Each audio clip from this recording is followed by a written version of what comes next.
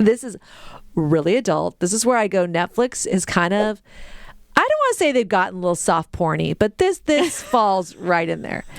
So it's called Obsession. It's a limited series, and it's number 10 on their TV shows right now.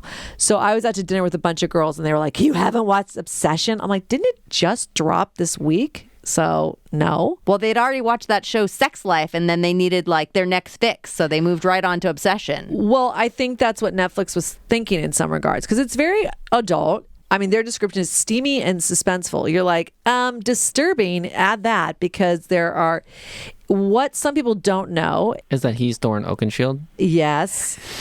Listen, from the Hobbit series, he is bizarrely tall in this for having played a Hobbit. You got to watch Ocean's 8. He's so good in Ocean's 8. I love him in Ocean's 8. Oh, I liked him in Ocean's 8 too. I forgot. Yes, in the Hobbit series, he plays a dwarf, so he is super short in it. He's the tallest of the dwarves. He's very self-righteous too, because he's the king.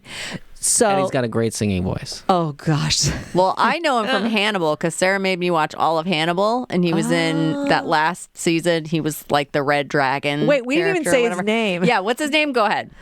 John, are you going to say his name? It's Richard Armitage? Is, yes. So he's very tall in this and sort of menacing, okay? He probably wore some lifts in his shoes to be extra tall. He might have, because he is super tall in this. Okay, but I was just put a little bridge underneath him. So who's been sort of in the news lately for the documentary about Brooke Shields was Louis Malle. And, the director. Right, because one of his movies that Brooke Shields was in that was considered quite controversial was Pretty Baby. So obviously sexuality is a big topic of his.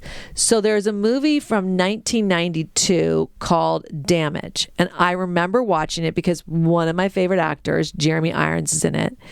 And really like halfway into episode 1, I was like, is this Damage 2023? Because Obsession literally was like, I don't say shot for shot, the storyline exact. So then I had to go back. I'm like, oh yes, they took that and they adapted it. So Damage was really good with Juliette Binoche and Miranda Richardson and Jeremy Irons. That was like the main cast in the original 1992 one, which I'm like, I was young watching that. It was so provocative.